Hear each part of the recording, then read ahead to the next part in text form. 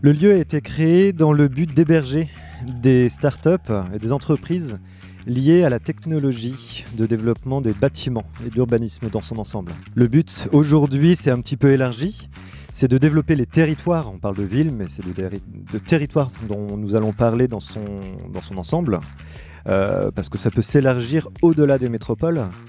Mais le but est toujours d'héberger des entreprises à l'heure actuelle, donc on va retrouver une multiplicité d'acteurs qui ont leur bureau au sein du lieu, mais également créer des thématiques, des animations au sein du lieu, comme aujourd'hui par exemple RenoDays, lié à la rénovation énergétique, pour répondre aux enjeux de développement du territoire. Alors on a pas mal d'acteurs qui sont sur ces sujets-là. Nous avons dédié le lieu également sur ce sujet-là, y compris le développement, alors on parle de bâtiments, de rénovation énergétique, ça prend, comme je disais, un panel de sujets assez large, mais la rénovation énergétique est essentielle aujourd'hui et incontournable. Alors toujours, c'est vrai que ça a une part essentielle aujourd'hui pour tous les acteurs déjà, que ce soit une entreprise, un individuel ou un public visiteur, chacun a de plus en plus de sensibilité sur le sujet de la rénovation énergétique. Et le lieu a cette particularité-là d'héberger, d'être mixte en termes d'usage. Donc on va retrouver des habitants, on va retrouver du tertiaire et des entreprises, et on va retrouver du public dans ces pôles d'activité qu'on va avoir en rez-de-chaussée. Donc de par son usage, il a une particularité comparée à toutes les constructions qu'on pouvait voir auparavant. Et il est intégré dans le quartier de la création entre l'école d'architecture qui est juste à côté, l'école des beaux-arts, l'école de design. Et c'est vrai qu'on a cette mixité d'usagers finalement que l'on retrouve au sein de la Ville est Belle. La Ville est Belle, contrairement à l'Alsis ou ce qu'on peut avoir autour, qui sont des bâtiments rénovés suite au changement de destination des chantiers navals de l'île de Nantes. Le bâtiment ici, le bâtiment unique, est un bâtiment neuf, mais qui a été complètement pensé pour répondre à ces nouveaux enjeux, notamment énergétiques.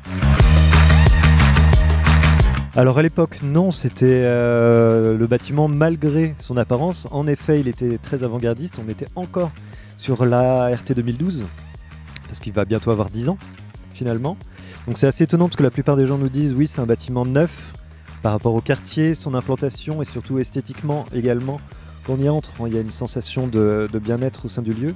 En effet, on se rend compte qu'il y a beaucoup de baies vitrées, et qui permettent justement d'avoir un chauffage naturel par le soleil qui tape sur ces baies. Mais c'était assez avant-gardiste et on n'était que sur la RE 2020, la RT 2012, j'ai envie de dire.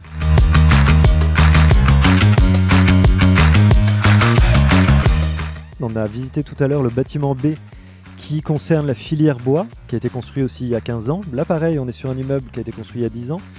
On n'est pas sur la filière bois, on est sur la rénovation énergétique de manière globale et les technologies liées au bâtiment.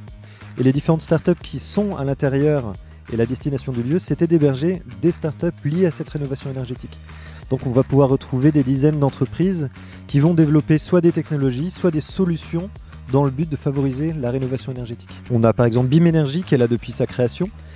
Donc via Imagination Machine, il y avait que Ralph qui avait cette idée justement de panneaux photovoltaïques en kit à monter pour des particuliers, qui sont vendus en grande distribution. Et aujourd'hui, ils sont près de 40 dans le bâtiment. Après avoir changé plusieurs fois, on a suivi leur croissance. Parce que l'offre du bâtiment unique et donc de la Ville est Belle, c'est de pouvoir avoir l'entrepreneur individuel qui travaille, qui trouve son poste de coworking de manière individuelle, à un plateau entier de disponible pour toutes leurs équipes au sein du même bâtiment. Donc on peut suivre la croissance d'une entreprise.